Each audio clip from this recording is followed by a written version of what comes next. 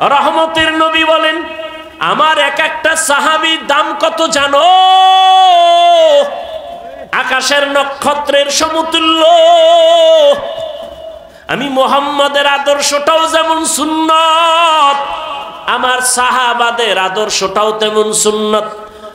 ও দুনিয়ার উম্মতেরা, আমার সাহাবাদের এত দাম, আল্লাহ নিজে খুশি হইয়া বলেন রাদিয়াল্লাহু আনহুম ওয়া রাদু আন, আমিও তাদের উপরে রাজি, তারাও আমি আল্লাহর উপরে রাজি। সাহাবায়ে কেরামের ইলমের সমান হবে না।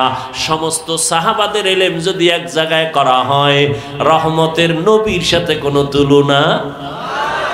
এবার রহমতের নবীর ইলম কত? নবী খুশি হইয়া বলেন উতিতু ইলমাল আউয়ালিনা ওয়াল আখিরিন, আল্লাহ আমাকে আউয়াল আখিরের ইলম দান করেছেন। আদম নবীরে যা দিবেন আল্লাহ সেটাও আমারে দিবেন, মূসা নবীরে যা দিবেন আল্লাহ সেটা আমাকেও দিয়েছেন, ঈসা নবীকে যা দিবেন আমাকেও সেটা দিয়েছেন। এক কথায় সব ইলমের মজমুআ, সব ইলমের সমষ্টি আল্লাহ আমি একা মুহাম্মদের দিয়েছি। সুবহানাল্লাহ। না আসবে কেমনে? ফজর ভরেন নাই, জোহর ভরেন নাই, আসর ভরেন নাই, মাগরিব ভরেন নাই, এশা ভরেন নাই, বিড়ি টেনে ঢুকছেন, সুবহানাল্লাহ আইব কেমনে? আহা, এরে যুবক, কপাল ভালো কিন্তু পুরিয়া ফালাইলি নিজ হাতে। ওই আবু জাহাল 13 বছর আমার নবীকে দেখলো, বয়ান শুনলো, কপাল খারাপ, কালেমা পড়লো না। কে? যেই নবীর একবার দেখলে পেটের ক্ষুধা নিবারণ হয়ে যায়। কেমন মায়ার নবী আমার, যেই নবীর ঘাম থেকে মেশকের ঘেরান পাওয়া যায়। ও গো নবীর উম্মতেরা,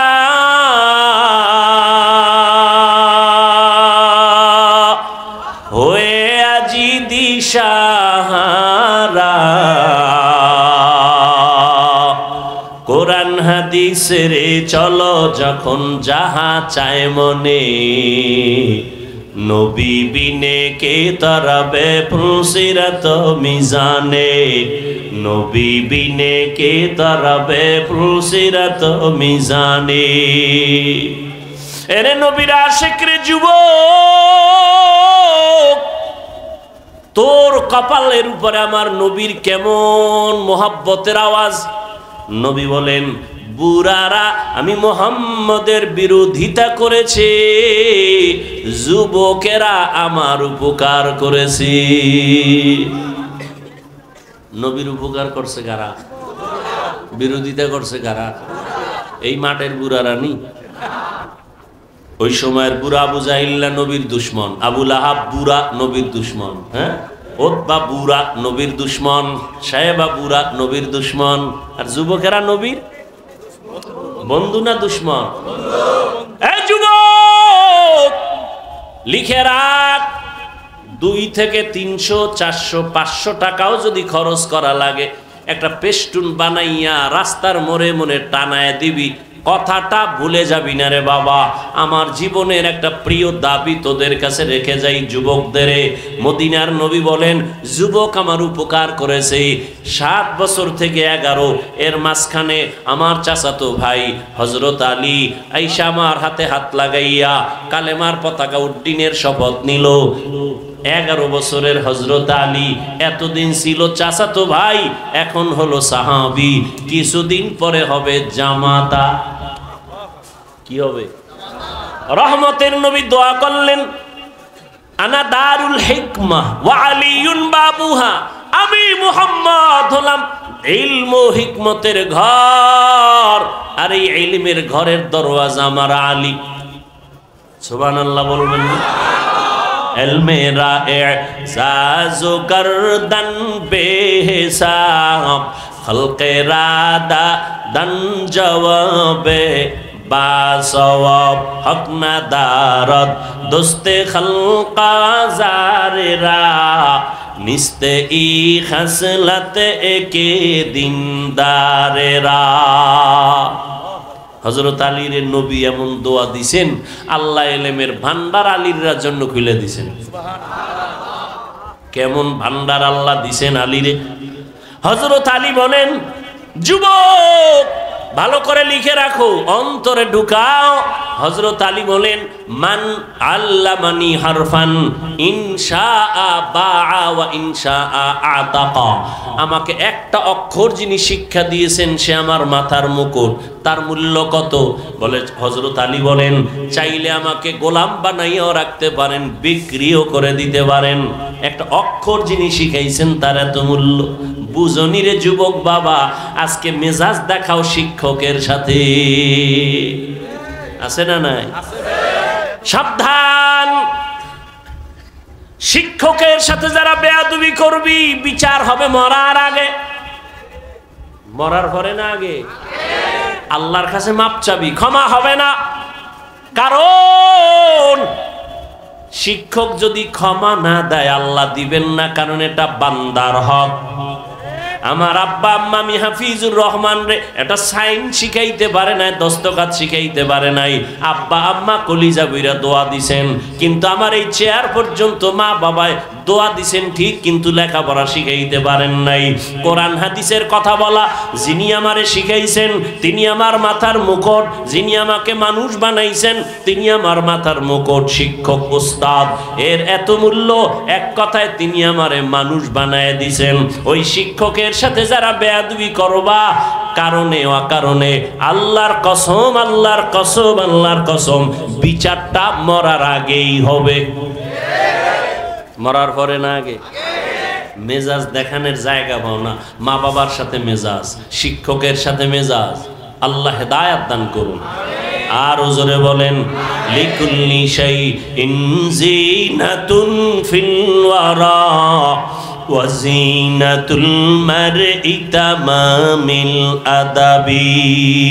একজন আল্লাহর ওলি বলেন, প্রত্যেকটা ভালো জিনিসের সৌন্দর্য আছে। মানুষের সৌন্দর্যের নাম হলো আদব। মানুষের সৌন্দর্যের নাম কি? এই জন্য নবীর হাদিস পড়ছি, যে ব্যক্তি নিজেরে ছোট বানায় রাখে আল্লাহ তার মর্যাদা বাড়ায় দেয়, নাকি? তাহলে নবীজির এলেম কত মনে আসেনি? আরে ভাই কথা বলেন না কেন? নবী বলেন, আমাকে আউয়াল আখিরের এলেম দান করেছেন। আল্লাহ কয়, ও নবী আপনি এত খুশি, অনেক পেয়ে গেছেন? হ্যাঁ অনেক পেয়ে গেছি। আউয়ালেরটাও পাইছি, আখেরেরটাও পাইছি, মাঝখানেরটা পাই নাই, পাইছি। সব পেয়ে গেছেন। নবী খুশি না বেজা? আল্লাহ কি কয় জানেননি? ও নবী আপনি তো মনে করেন অনেক পেয়েছেন, আপনি জানেননি আমি কি পরিমাণ দিছি? মা উতিতুম মিনাল ইলমি ইল্লা কালিলা। আমি এলেমের সাগর থেকে সামান্য একটু এলেম আপনাকে দিয়েছি। নবী কয় সব পাইছি। আল্লাহ কি কয়? আল্লাহর জবাব দেন, এর মোনাজাত দিয়ে দিই। বুঝেন এই কথাগুলো দরকার আছে না নাই? খুব বুঝেন ভালো করে। খালি আমি ভাব, এই ভাব কমান। নবী কয় সব পাইছি, আল্লাহ কি কয়? সামান্য। আমি উদাহরণ এভাবে দিই, আমার পকেটের ভিতরে 1 লক্ষ টাকার একটা বান্ডিল আছে। কত? এটা আমি জানি, আর কেউ? আমাকে একজন এসে বলে, হুজুর আমারে 1000 টাকা দেন, আমি খুব অসহায়, আমি তারে 5000 দিছি। খুশি না বেজার? চাইছে কত? পাইছে কত? খুশির ঠেলায় লাভ দিয়া লঙ্গি ছিড়ালাইছে। খুশি। এত লাফাও কেন? অনেক পেয়েছে। চাইছো কত? 1। পাইছো কত? 5। তো অনেক পেয়েছো। আমি কই আমার কাছে যা আছে তুমি পেয়েছো অনেক না, আমার পকেটে যেই পরিমাণ টাকা আছে সেই হিসেবে তোমাকে আমি সামান্য দিয়েছি। এলমেরা এজাজু করদান বেহিসাব খলকেরা দান জওয়াবে বাসওয়াব। যেই নবীর কোনো তুলনা নাই, জ্ঞানের কোনো তুলনা নাই, এলেমের কোনো তুলনা নাই, তাকওয়ার কোনো তুলনা নাই, ইখলাসের কোনো তুলনা নাই, আমলের কোনো তুলনা নাই, ইহসানের কোনো তুলনা নাই। রহমতের নবী এতটা আল্লাহ তাকে সম্মান দিলেন, এতটা মর্যাদা দিলেন, সেই নবীও বারবার মুনাজাত করে দোয়া করে, আল্লাহুম্মা জাআলনি ফি আইনি সাগীরা ওয়া ফি আয়ুনিন নাসি কাবীরা। ও দয়ার মালিক, আমাকে তুমি ছোট বানায় রাখো, আমার নজরে ছোট বানায় দাও, উম্মতের নজরে মর্যাদা বাড়ায় দাও। আমি যেন কখনো অহংকার বশত হইয়া বলি না আমি বড়, আমার মতো ইলমওয়ালা কেউ নাই, আমার মতো আমলওয়ালা কেউ নাই, আমার মতো তাকওয়াওয়ালা কেউ নাই, আমার মতো বড় ডিগ্রিদারি কেউ নাই। বলে তুমি যত বাহাদুরি করো না কেন, সাহাবাদের সমান হতে পারবা না, মুজাদ্দিদ আলফে সানির সমান হতে পারবা না। যত বড় তুমি দাবি করো না কেন, ও আল্লাহর বান্দা খাজা মাইনুদ্দিন চিশতি আজমিরির মতো হতে পারবা না, ও আল্লাহর বান্দা কাসেম নানতবির মতো হতে পারবা না, রশিদ আহমদ গাঙ্গুহির মতো হতে পারবা না। সব একদিকে ফালাও, শাহ ওলিউল্লাহ মুহাদ্দিসের মতো হওয়া যাবে না। এইভাবে যাইতে যাইতে সাহাবাদের তুলনা হবে না, সাহাবাদের তুলনা নবীর সাথে হবে না। নবী যা পাইছেন আমার আল্লাহ বলেন সামান্য দিলাম। অতএব নিজেকে বড় মনে করা বন্ধ করে দাও, বলো আমি যা জানি কিছুই না, অজানা অনেক কিছু বাকি। নিজেকে যদি বড় বানাতে চাও হে মুমিন, বড়দের কদমে নিজেকে করে দাও বিলীন। মেটা দো আপনা হস্তি কো अगर कुछ मर्तबा चाहो के दाना खाक में मिलकर गोले गुलजार होता है। এরে আল্লাহর বান্দারা, ফেরাউন মনে করেছিল আনা রব্বুকুমুল আলা, আমি শুধু খোদা না বড় খোদা। পানির মধ্যে যখন সুবানি খাইছে তখন কয় আমি আসলেই হুদা। কি এর খোদা? নমরুদ মনে করেছিল আমি সব থেকে বড়। মশা যখন ঢুকছে পায়ের জুতা সান কপালে লেগে গেছে। ঠিক নি? আহা, ঘটনা কখন শোনাবো, শুনাইয়েই ফেলাই। ওমরে ফারুক রাদিয়াল্লাহু তাআলা আনহু, খেলাফত চলতেছে ওমরের। অর্থ মন্ত্রণালয়ের দায়িত্ব, বাইতুল মালের জিম্মাদার তখন বানায় দিলেন আবু ওবায়দা ইবনুল জাররাহ রাদিয়াল্লাহু তাআলা আনহুকে। তিনি বাইতুল মালের জিম্মাদার। ওমরের খেলাফত চলতেছি। একদিন ঈদ আসছে, ঈদের আগের দিন বিবি সাহেবা বললেন, ও খলিফাতুল মুসলিমিন, বাইতুল মাল থেকে অগ্রিম বেতন নিয়ে আসেন, কেনাকাটা লাগবে। যদি আপনার আমার লাগবে না, সন্তানের লাগবে, টাকা দরকার। ওমর চিঠি লিখলেন আবু ওবায়দা ইবনুল জাররাহ রাদিয়াল্লাহু আনহুর কাছে চিঠি লিখলেন, আমার অগ্রিম বেতন 1 মাসের দিয়া দাও। আবু ওবায়দা ইবনুল জাররাহ চিঠি পাইয়া কান্না শুরু করলেন। তিনি আবার পাল্টা চিঠি লিখলেন ওমরে ফারুক খলিফাতুল মুসলিমিনের কাছে, খলিফাতুল মুসলিমিন, আপনার বেতনটা আমি অগ্রিম দিব। আমার 2টা প্রশ্নের জবাব আগে দিতে হবে। 1 নাম্বার প্রশ্ন, চিঠি লিখছেন, 1 নাম্বার প্রশ্ন, আগামী মাস আপনি বাঁচবেন কিনা গ্যারান্টি? हर के दारत खौफे हक दर दिल मदाम जन्नतुल मावा देहत उरा मकाम। আল্লাহর ভয় তাকওয়া, আল্লাহর ভয় তাকওয়া। আবু উবায়দা ইবনুল জাররাহ লিখলেন, অগ্রিম 1 মাসের বেতন যে চাইলেন আমাকে জবাব দেন, আগামী 1 মাস আপনি বাঁচবেন তার গ্যারান্টি আসেনি? কথা বলেন না কেন? বুঝেন আমার কথা, বুঝেন? কয় প্রশ্ন? কয়টা করছে? দ্বিতীয় প্রশ্ন, আপনি খেলাফতে আজকে আছেন, রাষ্ট্র পরিচালনার দায়িত্বে আপনি যে আজকে আছেন, আগামী মাসে জনগণ আপনাকে রাখবেনি। কথা বুঝেন? আপনি যখন ক্ষমতায় বসে আছেন, আগামী মাস পর্যন্ত ক্ষমতায় ভাবলি আপনারে রাখবেনি না হেলিকপ্টারে ভাড়ায় দিবে? কি হায় হায় হায়, বড় কঠিন। দুই প্রশ্নের জবাব আপনি দিবেন। ওমর চিঠি পাইয়া হাউমাউ করে কান্না শুরু করলেন আর দোয়া করলেন, হে মালিক, আবু ওবায়দা ইবনুল জাররার মাকাম বাড়ায় দাও। এর নাম কি? তাকওয়া। এত বয়ান, এত বয়ান, এত বয়ান, এত বয়ান, তাবলীগওয়ালাদের বয়ান, পীর সাহেবদের বয়ান। ও যুবক, ভালো করে মনে রাখি, ওরে যুবক, লাইনে বেলাইনে তো কম দৌড়াইলি না রে বাবা, রং বেরঙের ঘোড়া দৌড়াইলি জীবনে। যত বন্ধু বান্ধব পাইছো শুনালা ওই কথা যেটা লেখতে কইছি, মনে আসেনি?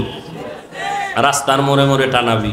একটা যুবক যদি টানাইতে পারো, সেজদায় যাইয়া তোর জন্য কলিজা বইরা ভোর রাত্রে দোয়া করুন। আর কথাটা আমি কসম খাইয়া বলবো যে এত গ্যারান্টি কথা, 3 বার কসম খামু, ওয়াল্লাহি বিল্লাহি তাল্লাহি। আল্লাহর কসম 1 বার, আল্লাহর কসম 2 বার, আল্লাহর কসম 3 বার। এবার কথাটা বলতেছি, জীবনে বহু বন্ধু পাইছো, বান্ধবী পাইছো, 3 বার কসম খেয়ে বললাম, এই সব বন্ধু বান্ধবী, নেতা নেত্রী সব হলো ধান্দাবাজ, সব হলো স্বার্থপর। আল্লাহর কসম, তোর মৃত্যু পর্যন্ত একমাত্র শুধুমাত্র কেবলমাত্র ভেজাল মুক্ত নিঃস্বার্থ তোর কলিজার আপন বন্ধু হলো উলামায়ে আহলে হক। এটা লিখে টানায় দিবি। দুনিয়ার সব বন্ধু ধান্দাবাজ, স্বার্থপর, একুরেট পিওর বন্ধু নিঃস্বার্থ উলামায়ে কেরাম, লিখে টানায় দিবি। এবার তুই বুঝতে হইব যে আসলে এটা কেমনে। এবার বুঝ, বুঝেরই অভাব। কিসের অভাব? আমি বুঝছি টুপির মধ্যে বরকত, জীবন যাবে টুপি ফালাবো না। তোরে পাও দইরা বুঝাইতেছি, তুই বোঝো না, এই জন্য তুই টুপি মাথায় দিতে চাও না। আমি টুপি মাথায় না দিলে লজ্জা লাগে, তোমার টুপি দিতে লজ্জা লাগে। বুঝ বুঝ। আমি দাড়ি কাটতে লজ্জা পাই, তুমি দাড়ি রাখতে লজ্জা পাও। তাবলীগওয়ালারা পাও ধরে দাড়ি রাখো, পীর সাহেবরা পাও ধরে দাড়ি রাখো, ওলামায়ে কেরাম পাও ধরে দাড়ি রাখো, দাড়ি লম্বা করো। জুমার খতিব বলে দাড়িটা লম্বা করো। বুঝ নাই, বুঝ হয় না। আমি দাড়ি কাটতে চাই না, তুমি রাখতে চাও না। আমি মসজিদে ঢুকতে আরাম, না ঢুকলে লজ্জা, তোমার মসজিদে ঢুকতে লজ্জা। আমি পর্দা করতে না করলে লজ্জা লাগে, তোমার পর্দা করতে লজ্জা লাগে। অথচ তুমি মুসলমান, আমিও মুসলমান। তোমার আমার আল্লাহ নাকি আলাদা? তোমার আমার নবী, তোমার আমার ধর্ম, তোমার আমার কালেমা, তোমার আমার কোরআন, তোমার আমার কাবা না আলাদা? দুনিয়াতে আসছি সিস্টেমও নাকি কামরাঙ্গীর চরের মানুষগুলো লঙ্গি পরে আসছেন? বিদায়বেলা কাফনের সংখ্যা হবে 1। আমি বক্তার জন্য 3 কাফন, আপনি শ্রোতার জন্য 3 কাফন। আমার সম্মানে কেউ একটা কাফন বাড়াইয়াও দিবে না। আপনি গরিব রিক্সা ড্রাইভার মরে গেলে একটা কাফন কেউ কমাইয়াও দিবে না। আমারও 3 কাফন, আপনারও 3 কাফন। মহিলাদের হবে 5 কাফন, কালার হবে আলাদা। হুজুরদের কাফনের কালার একরকম, আপনাদের কাফনের কালার আর এক রকম। হ্যাঁ, তাহলে কাফন হবে সব এক, কিন্তু উপরে লেখা থাকবে বড় হুজুরের লাশ। হ্যাঁ, তাহলে আজকে আমি বড় হুজুর, আমি বক্তা, আপনি শ্রোতা, কত ভাব। আপনি ডাক্তার, আমি রোগী, কত ভাব। যত ভাব দেখাও রে মুমিন, সাদা কাফনে যেদিন প্যাকেট হবি সব ভাব বন্ধ হয়ে যাবে। লা জিদ্দা লাহু ওয়ালা নিদ্দা লাহু ওয়ালা মিসলা লাহু ونشهد أن سيدنا وسندنا وحبيبنا وحبيب ربنا وطبيب قلوبنا ومولانا محمدا عبده ورسوله أرسله بالحق بشيرا ونذيرا وداعيا إلى الله بإذنه وسراجا منيرا اللهم صل على محمد النبي الأمي وعلى آله وسلم تسليما وبعد فأعوذ بالله من الشيطان الرجيم بسم الله الرحمن الرحيم يا أيها الذين آمنوا اتقوا الله وكونوا مع الصادقين وقال النبي صلى الله عليه وآله وسلم من تواضع لله رفعه الله أو كما قال النبي عليه الصلاة والسلام صدق الله مولانا العظيم وصدق رسوله النبي الأمي الكريم ونحن على ذلك من الشاهدين والشاكرين والذاكرين والحمد لله رب العالمين سبحانك لا علم لنا إلا ما علمتنا إنك أنت العليم الحكيم رب اشرح لي صدري ويسر لي أمري واحلل عقدة من لساني يفقه قولي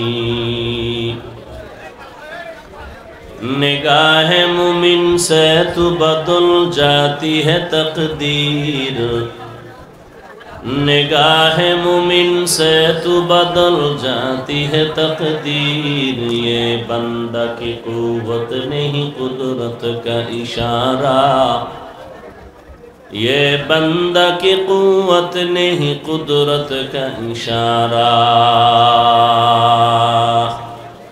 ऐ मर्द खिरद तर्क मासी की ज़रूरत ऐ मर्द खिरद तर्क मासी की ज़रूरत अब सोहबत सालेह की सवा कोई नहीं चारा अब सोहबत सालेह की सवा कोई नहीं चारा मरदूद है पीछे हमें खबर नहीं लेकिन मरदूद है पीछे हमें खबर नहीं लेकिन एक वक्त में हालाक जो अमाल है सारा एक वक्त में हालाक जो अमाल है सारा ला इलाहा इल्लल्लाह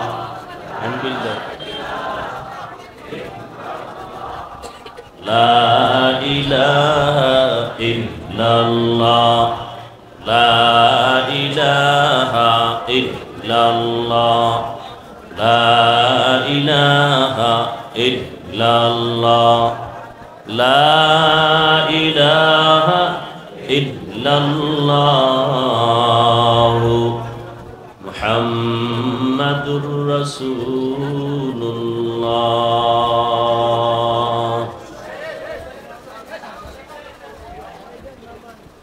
আব্দুল গফফার কিরাতুল কোরআন মাদ্রাসা এলাকাবাসীর উদ্যোগে আয়োজিত ওয়াজ মাহফিল ও হালকায় জিকির 30 সেপ্টেম্বর 2024।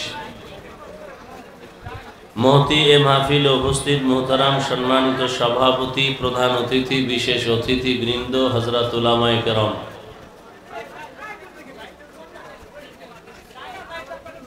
এই বক্স কোথায়? বক্স এই যে আমার, এই যে বক্স, মনিটর কই? মনিটর দেয় নাই? না, ওটি ঠিকঠাক, ওটি থাক। মনিটর দিছে কোথায়? না দেয় নাই? পিছনে দিলে আওয়াজ দাও।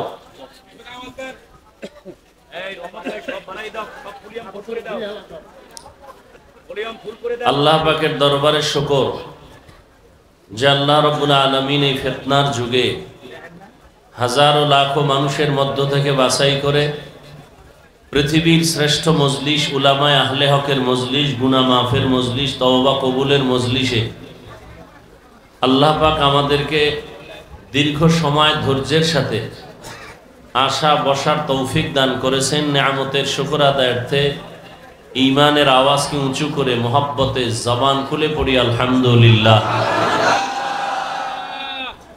দরুদ ও সালাম সৈয়দুল মুরসালিন, রাহমাতুল লিল আলামিন, শফিউল মুজনিবিন, খাতামুন নবিয়্যিন, সৈয়দুস সাকালাইন, ইমামুল মুরসালিন, শফিয়ে আযম, রসুল আকরাম, রহমত আলম, নবিয়ুল আরব আল আজম, হাবিবে কিবরিয়া, আশরফুল আম্বিয়া, সৈয়দুল আম্বিয়া, শফিয়ে মাহশর, সাকিয়ে কৌসর, আকায়ে নামদার, মদিনাহ কা তাজদার, আফতাবে নবুয়ত, ফখরে মৌজুদাত, সৈয়দুল মখলুকাত, হযরত মুহাম্মদুর রাসূলুল্লাহ সাল্লাল্লাহু আলাইহি ওয়া আলিহি ওয়াসাল্লামের উপর সর্বোপরি শুকর যাদের অক্লান্ত পরিশ্রমের মাধ্যমে আজ সুন্দর আয়োজন, সময়, পরামর্শ, অর্থ দিয়ে দোয়া করে উপস্থিত হয়ে সার্বিক সহযোগিতা যারা করেছেন, এলাকার যুবক, বৃদ্ধ, ব্যবসায়ী, শ্রমিক, চাকুরিজীবী, বিভিন্ন শ্রেণী পেশার মানুষ, উলামায়ে কেরাম, আইম্মায়ে মাসাজিদ, মাদ্রাসা কর্তৃপক্ষ, প্রত্যেককেই আল্লাহ পাক এ খিদমতের বরকতে দুনিয়াতে শান্তি, পরকালে মুক্তির ব্যবস্থা করে দিন। দীর্ঘ সময় হযরত উলামায়ে কেরাম কোরআন সুন্নাহ ভিত্তিক দিক নির্দেশনামূলক আলোচনা রেখেছেন। উলামায়ে কেরামদের কথা আমাদেরকে সহি তরিকায় আমল করার তৌফিক দান করেন। আওয়াজ না দেই, একটু চুপচাপ কথাগুলো বলার সুযোগ দেন, আপনারা অন্যদেরকেও কিছু শুনবার সুযোগ দেন। আল্লাহ কবুল করেন। উলামায়ে কেরামের ইজ্জতকে আল্লাহ বেশি বেশি বাড়ায় দেন। আমার কথা আপনারা বুঝেন নাই না শুনেন নাই? কি বলছি? উলামায়ে কেরামের ইজ্জত আল্লাহ বেশি বেশি বাড়ায় দেন। আপনারা কি বলবেন? উলামায়ে কেরামের ইজ্জত যদি বাড়ে আপনাদের সমস্যা আছে? ক্ষতি আছে? বরং ইজ্জত কমলে উম্মতের ক্ষতি। উলামায়ে কেরাম ডান বাম হয়ে গেলে উম্মতের ঈমান ডান বাম হয়ে যাবে। উলামায়ে কেরাম পিছলে পড়ে গেলে উম্মতের ঈমান পড়ে যাবে। উলামায়ে কেরাম এক থাকলে মুমিনের ঈমান এক থাকবে। উলামায়ে কেরাম ইজ্জতের মানদণ্ডে থাকলে মুমিনের ঈমান ইজ্জতের সর্বোচ্চ শিখরে থাকবে। কিন্তু কিছু দুনিয়ামুখী আল্লাহর বান্দারা ফেসবুকে লেখার দ্বারা আর বলার দ্বারা কিছু বান্দা আলেমদের ইজ্জত ছোট করার ষড়যন্ত্র করে, প্রপাগান্ডা ছড়ায়। তাদের জন্য কি করি? দোয়া করি। এতগুলো মানুষ আমিন বললে কবুল হবে তো ইনশাআল্লাহ? দোয়া করি আল্লাহ যারা আলেমদের বিরুদ্ধে লেখার মাধ্যমে, বলার মাধ্যমে প্রপাগান্ডা ছড়ায়, আল্লাহ তাদের হেদায়াত দান করেন। আল্লাহ তাদের হেদায়াত দান করেন। আল্লাহ তাদের হেদায়াত দান করেন। আল্লাহ পাকের ইলমে যদি তাদের হেদায়াত নাই থাকে, আল্লাহ কুদরতের দ্বারা দমন করে দেন। আল্লাহ কিভাবে দমন করবেন সেটা তো আল্লাহই ভালো জানেন। উলামায়ে কেরামের বিরুদ্ধে সাধারণ মানুষকে সজাগ করলে বা সাধারণ মানুষের মাঝে বিভ্রান্ত ছড়াইলে ইসলামের লাভ হবে? বলেন কোনো লাভ হবে? হ্যাঁ, এখন বলবেন তা আলেমদের মধ্যে কি ভুল করে না? 1000 বার ভুলের ঊর্ধ্বে কেউ না। খুব খেয়াল করেন, ওলামায়ে কেরাম ভুল করতে পারে না পারে না? শয়তান ধোঁকা দিতে পারে না পারে না? পারে। শয়তান যদি ধোঁকা দিতে পারে, ভুলও বলেন না কেন ভাই? কিন্তু ভুল ধরলে বা ভুল হলে বা ভুল করলে ধরায়া দেওয়ার, লোকমা দেওয়ারও তো মানুষ আছে। কি ফেসবুক, মাইক? আল্লাহ আমাদের হেদায়াত দান করুন। আমি এভাবে উদাহরণ দিয়ে বলি, মসজিদে ইমাম সাহেব নামাজের মুসাল্লায় দাঁড়ানো, পেছনে শত হাজার মুসল্লি দাঁড়ানো, নামাজের মধ্যে দাঁড়াইয়া ইমাম সাহেবের ভুল হতে পারে না পারে না? যদি ইমাম কেরাত ভুল পড়ে তাহলে কি করতে হবে বলেন? লোকমা দিবে। বলেন কি দিবে? লোকমা দিবে। তো লোকমা দিবে, লোকমা যদি চায়ের দোকান মসজিদের পাশে আছে না নাই? ইমাম সাহেব বক্সে কেরাত পড়তেছেন, কেরাতের আওয়াজ চায়ের দোকানওয়ালা শুনতেছেন, ওখানে যারা দোকানে বসা আছে নামাজ পড়ে না তারাও শুনতেছে।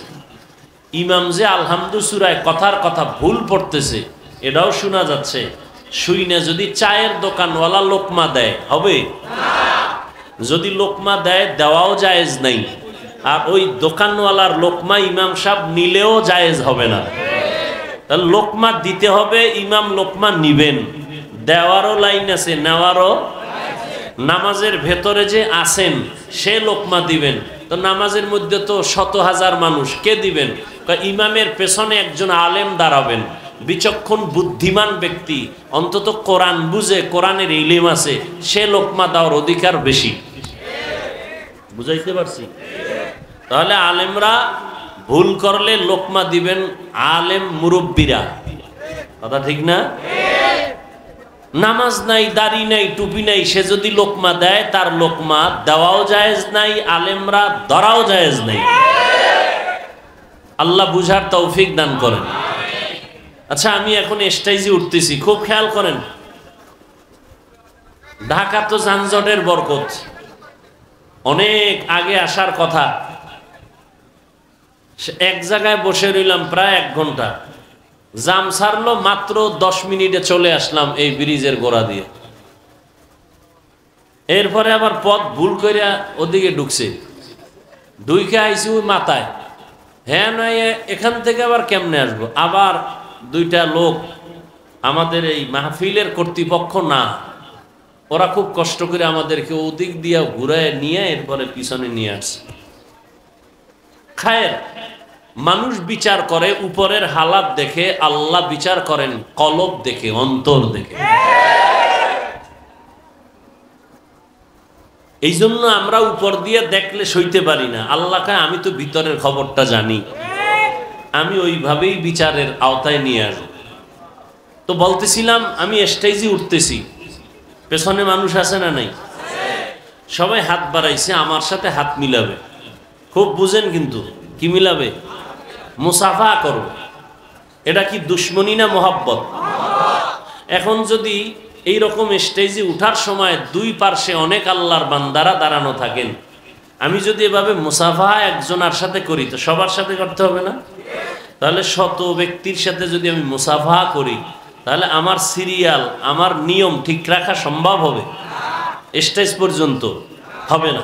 কিন্তু এটাকেও অনেকে বিভিন্নভাবে দেখছি, এটাকে কাট করে ভিডিও করে মানুষের কাছে প্রপাগান্ডা ছড়ায়। হুজুর অহংকারের সাথে হাত বাড়ায় না, এত মানুষ হাত বাড়াইলো, হুজুর মুসাফা করলেন না। আর কিছু মানুষ মুসাফা করে, হাত বাড়ায় শুধু ছবি তোলার জন্য। মোবাইলে কি জন্য? আল্লাহর জাতের কসম, ছবি তোলার জন্য হাত বাড়ায় মুসাফা করলে ছবি হবে, সওয়াব হবে না। আর আমি ওয়াদা করছি, ছবির জন্য যারা হাত বাড়ায় মুসাফা করবে, আমি টের পাইলে ওকে হাত বাড়ায় দিব না। এটা আমার ওয়াদা। ফাঁকে ফোঁকে দিয়ে এটা ভুলে, কিন্তু জানা সত্ত্বে দিব না যে আমি মুসাফা করলে ছবি তুলবে। এটা যদি আমি টের পাই তো আমি হাত বাড়াবো না। বুঝাইতে পারছি? নাম্বার 3, বাংলাদেশের ভেতরে এ কথাটা একটু ভালো করে খেয়াল করুন। বাংলাদেশের মধ্যে আমি বান্দা, শুকর আদায়ের স্বার্থে বলতেছি, আপনাদেরকে বুঝাবার জন্য বলতেছি। প্রপাগান্ডা যারা ছড়ায়, না বুঝে ছড়ায়, হিংসার বশীভূত হয়ে ছড়ায়, আমি বান্দা এবং বাংলাদেশের দ্বিতীয় যারা আমার মাথার মুকুট চরমনের হজরতরা সারা বাংলাদেশে তৃতীয় কোনো, চতুর্থ পঞ্চম কোনো ব্যক্তি নাই যে দীর্ঘ টাইম কষ্ট করে বয়ান করে হাজার হাজার মানুষের সাথে মোনাজাতের পরে মুসাফা করে। আর কেউ নেই। চরমনের হজরতরা করেন, আমি কষ্ট হলেও মোনাজাতের পরে হাজার হাজার মানুষের সাথে মুসাফা করি। এগুলো দেখেন না? স্টেজে উঠতে শত শত মানুষ হাত বাড়াবে, একজন একটা ধরলে সবারটা ধরতে হবে, না ধরলে ঝামেলা, ধরলেও বিপদ। এটা ধরলেন। হাজার হাজার মানুষ বয়ান করতে যে কি কষ্ট, এরপরে আবার দীর্ঘ টাইম বসে থেকে সবার সাথে মুসাফা করার চেষ্টা করি, এটা দেখেন না? এটা প্রচার করেন না কেন? এই গুণটা বলেন না কেন? দোষটা বলেন কেন? আল্লাহ সব ভাইকে হেদায়েতের দৌলত দান করে।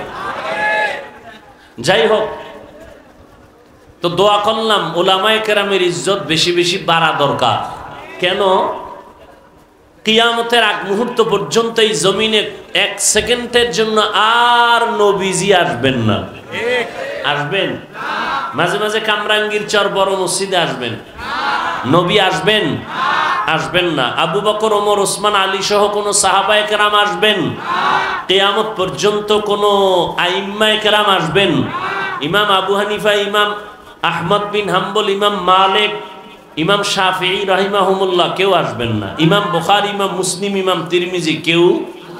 আউলিয়ায়ে কেরামদের মুরব্বী বড় বড় যারা, মুজাদ্দিদ আল ফেসানি, বড় পীর আব্দুল কাদের জিলানী, এরকম খাজা মুঈনুদ্দিন চিশতি আজমিরি কেউ আসবেন? তাহলে কিয়ামত পর্যন্তই উম্মত জান্নাতের পথে চলবে না? আপনারা চলবেন না? যত অন্যায় করি টার্গেট জান্নাতে যাব। সবাই তো ইনশাআল্লাহ একমত। কিন্তু জান্নাতের পথ কই? জান্নাতের পথ তো আছে সহজ এবং সঠিক এক পথ, কিন্তু আমগো ধাক্কা ধাক্কিতে পথ বহুত হয়ে গেছে। কেউ বলে কবরে সেজদা দাও, এটাই জান্নাতের শান্তির পথ। কেউ বলে দাড়ি কাটো, মদ পান করো, এটাই শান্তির পথ। তাহলে এই রকম পথ হতে হতে অনেক পথ। সঠিক পথের সন্ধান আছে নিরেট ভাবে কোরআন হাদিসে। কোথায় বলেন? কোথায়? কিন্তু কপাল খারাপ, কোরআন হাদিসের আরবি বুঝেন না, পড়তেও পারেন না। এখন কি করবেন? জান্নাতে যাব, পথ চিনি না। পথ আছে কোথায়? কোরআন হাদিসে। কোরআন হাদিস পড়তে পারেন না, এখন কি করবেন?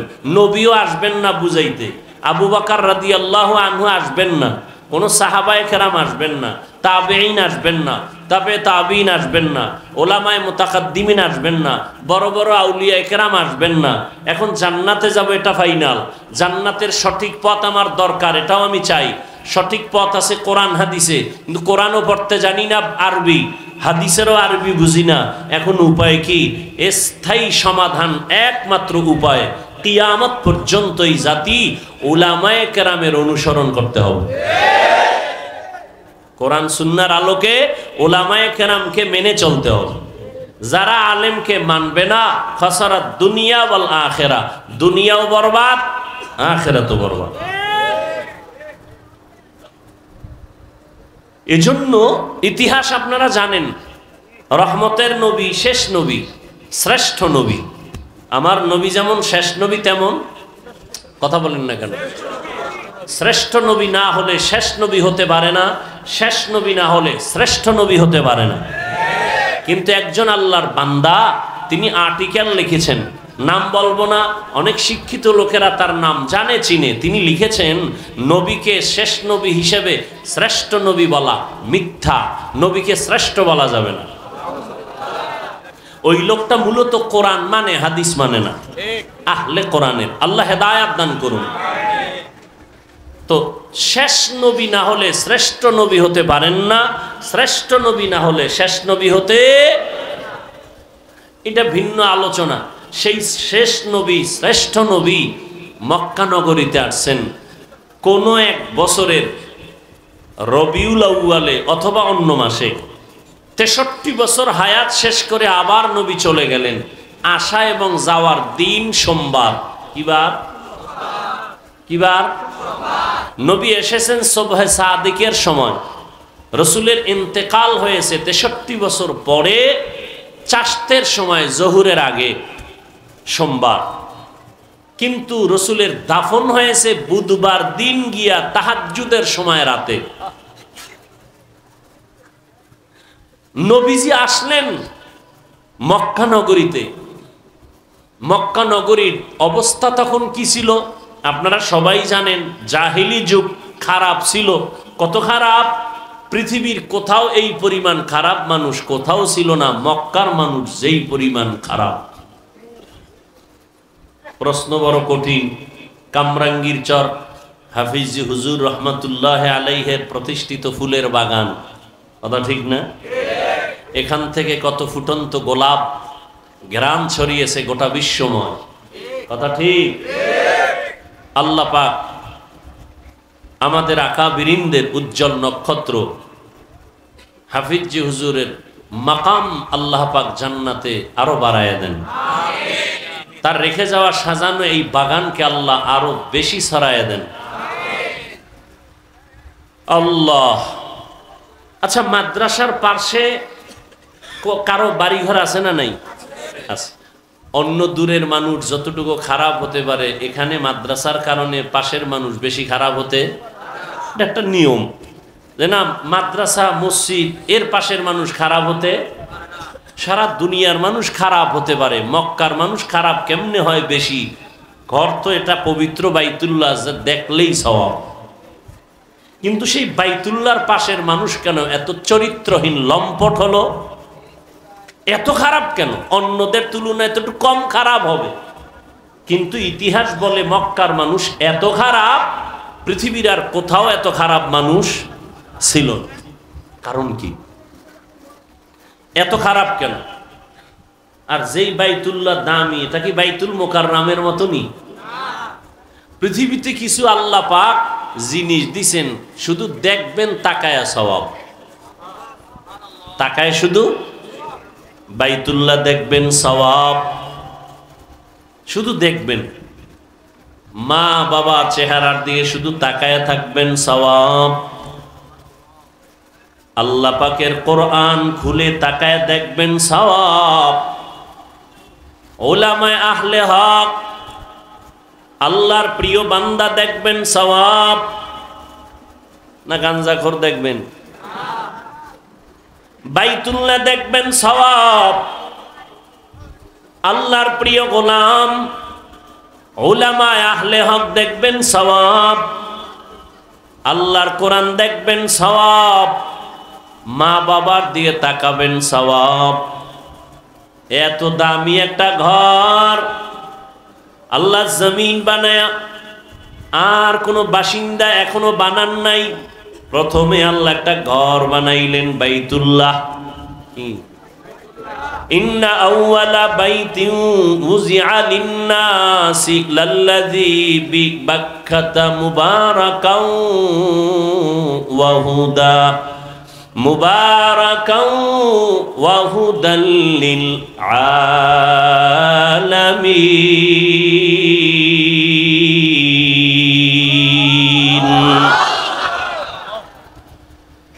আল্লাহ জমিন বানায় একটা প্রথম ঘর বানাইলেন বাইতুল্লাহ। হেদায়েতের ঘর, ইবাদতের ঘর, এটা বসবাসের ঘর না। কেন? কয় জমিন আল্লাহ বানাইছেন, এ জমিনের চিফ গেস্ট, প্রধান মেহমান শুধু মাটির সৃষ্টি মানুষ আল্লাহ পাঠাবেন। এখনো পাঠান নাই। প্রধান মেহমান জমিনে আসবেন মানুষ, আর এই মানুষের জন্য আল্লাহ ইবাদতের একটা ঘর বানাইলেন বাইতুল্লাহ মক্কা নগরীতে। আল্লাহ ইবাদতের ঘর বানাইলেন, বসবাসের ঘর আল্লাহ বানান নাই কেন? কয় মানুষ যে চিফ গেস্ট আসবে সে ইবাদতের জন্য আসবে, বসবাসের জন্য আসবে না। মা খালাকুতুল জিন্না ওয়াল ইনসা ইল্লা লিয়াবুদুন।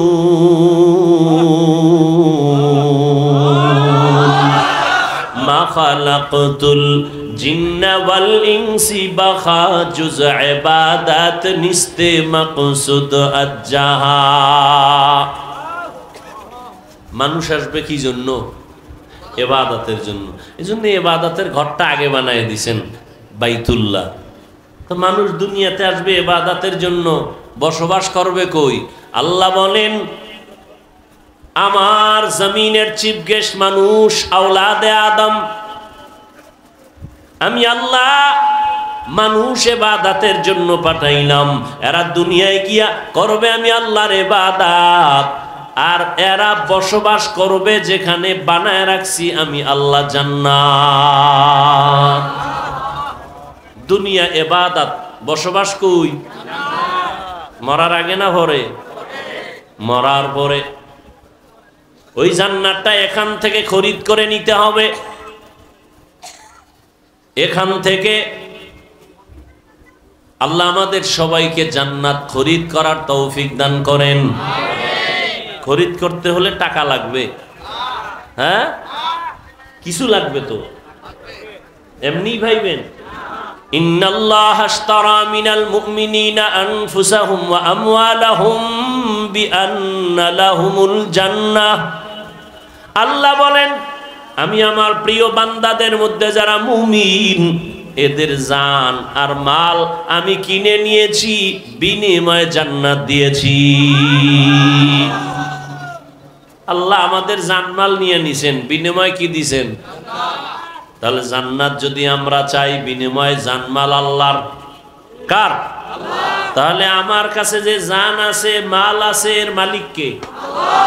আল্লাহ হলেন আমার জানমালের মালিক, আমি জান্নাতের মালিক। আমি কিসের মালিক? জান্নাতের মালিক। দুনিয়ায় ইবাদত করে কাটাও, পরকালে আল্লাহ জান্নাত দিবেন। কেমন জান্নাত? যদি কামটা ঘটাইয়া যাইতে পারো, আজরাইল আইসা রুহটা নেওয়ার আগে আল্লাহ পাক জান্নাতের ছবিটা দেখায় দিবেন। আতিনা ফি দারে দুনিয়া না হাসান, আতিনা ফি দারে উকবা না হাসান, ইয়া গিয়াসাল মুস্তাগীসিন ইহদিনা লাফতিখারা বিল উলুমে ওয়াল গিনা। যে কথাটা বুঝাইতে চাইতেছি, মক্কার ঘরটা দামি না? কেমন দামি? 1 রাকাত নামাজ পড়বেন, 1 লক্ষ রাকাত নামাজের সওয়াব। একবার বাইতুল্লাহর এরিয়ায় ঢুইকা বলবেন আল্লাহ, কয়বার? 1 লক্ষ বার আল্লাহ বলার সওয়াব পেয়ে যাবেন। সুবহানাল্লাহ। না প্রশ্ন ছিল, এত সুন্দর দামি ঘরের পাশের মানুষ এত খারাপ কেন? বলে কত খারাপ? কয় বাইত 60টা মূর্তি ঢুকায় রাখছে, নারী আর পুরুষরা তাওয়াফ করে উলঙ্গ। কেন? কয় আমরা যে কাপড় চুপুর পইরা কত মিছা কথা কই, কত আকাম করি, এডি নিয়া বাইতুল্লাহ কেমনে যাই লজ্জা, এজন্য সব কাপড় ফেলে দাও। বুঝেন না? পাগড়ির ফজিলত শুনে লুঙ্গি খুলে পাগড়ি বানলে এরম হয়ে গেছে।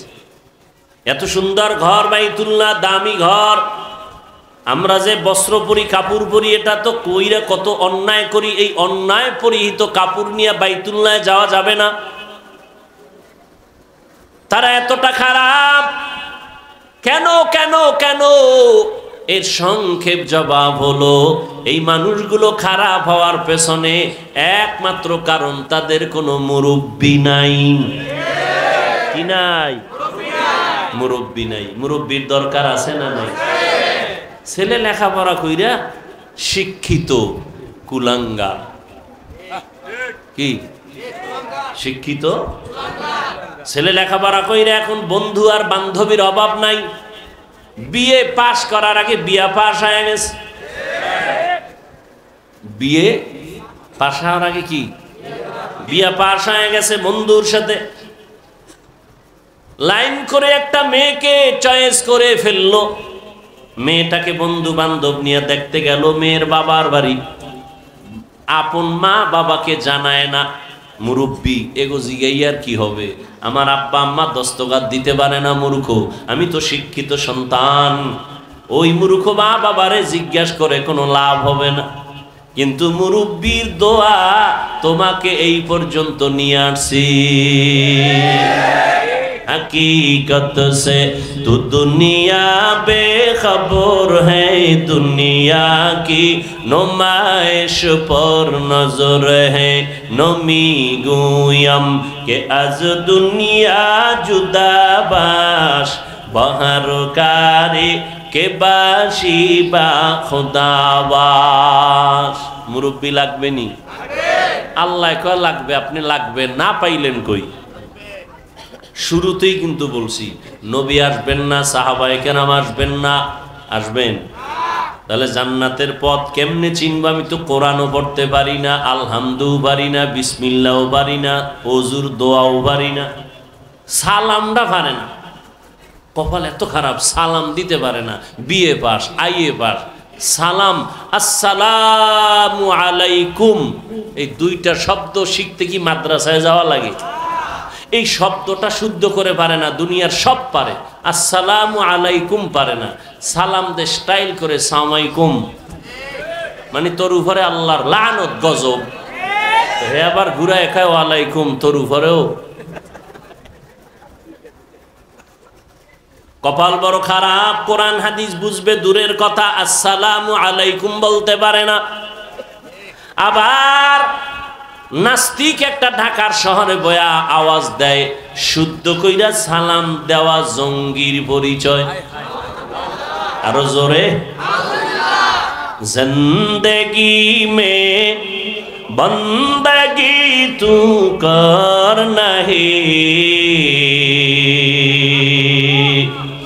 जिंदगी में बंदगी तू कर नहीं, जिंदगी बे बंदगी शर्मिंदा है, जिंदगी बे बंदगी शर्मिंदा है। একজনে আলেমের বিরুদ্ধে লেখছে, ভালো করছে না খারাপ? এই লেখাটা পাইয়া যে খুশি, ও খারাপ, ও কি লেখা যে অন্যায় হইল, যে লেখা পাইয়া খুশি তারও সেই একই অন্যায় হবে। আল্লাহ হেদায়াত দান করুন। दुनिया में हो दुनिया का तलबगार ना हो, बाजार से गुजर हो खरीदार ना हो, ये दुनिया एक मिसले कागज फूल है, ये दुनिया एक मिसले कागज फूल है, जिंदगी में बंदगी तू कर नहीं, जिंदगी में बंदगी तू कर नहीं, जिंदगी बे बंदगी शर्मिंदा है, जिंदगी बे बंदगी शर्मिंदा है। কি কথাটা বলতেছিলাম মনে আছে কি?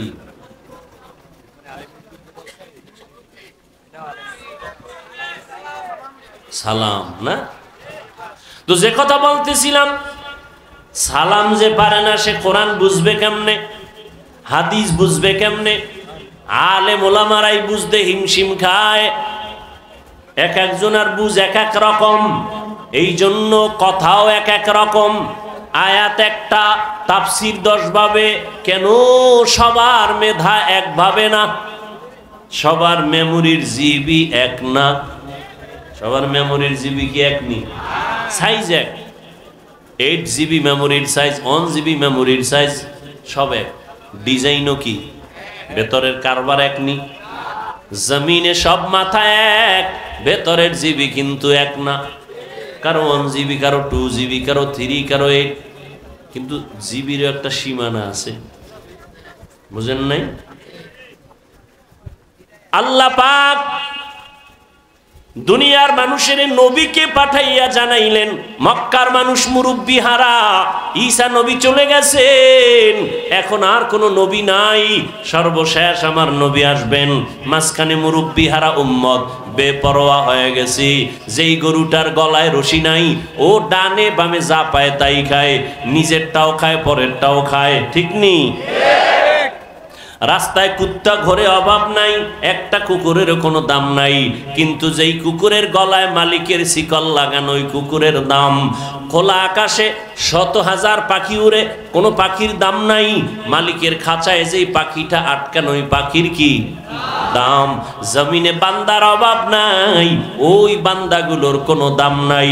যেই বান্দা কালেমার রশি গলায় লাগাইয়া বলে আমার আল্লাহ ছাড়া কেউ নাই, এই বান্দার মূল্য এত বেশি, এত বেশি, ফেরেশতাদের থেকেও আল্লাহর কাছে মূল্য বেশি। এজন্য আমি মুরব্বির কি দরকার, আল্লাহ নিজে বলেছেন। আমি আয়াত পড়েছিলাম, ইয়া আইয়ুহাল্লাযীনা আমানুত্তাকুল্লাহ, ও মুমিনেরা আল্লাহকে ভয় করো, ওয়া কুনু মা'আস সাদিকিন, এই জমিনের মধ্যে যারা সত্যবাদী তাদের বন্ধু হইয়া থাকো।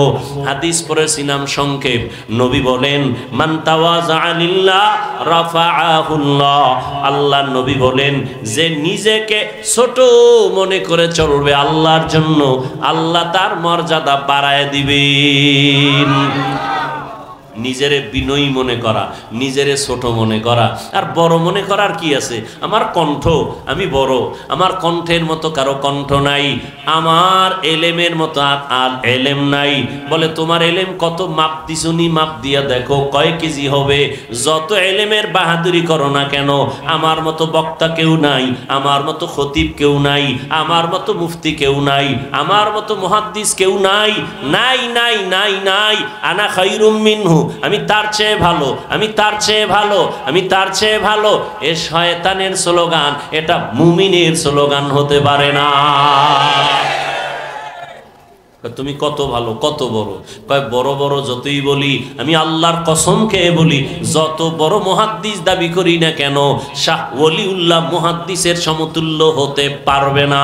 যত বড় খতিব দাবি করি না কেন, খতিবে আজম সিদ্দিক আহমদ রাহমাতুল্লাহ আলাইহি 1000 ভাগের 1 ভাগ খাওয়া যাবে না।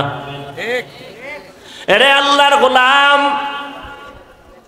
সব উলামায়ে কেরামের ইলম যদি এক জায়গায় ওজন দেওয়া হয়, সাহাবায়ে কেরামের সমান হবে নি? হবে? আসহাবি কান নুজুম, লা ইল্লাল্লাহ, লা ইলাহা ইল্লাল্লাহ, লা ইলাহা ইল্লাল্লাহ, লা ইলাহা ইল্লাল্লাহ, লা ইলাহা ইল্লাল্লাহ, লা ইলাহা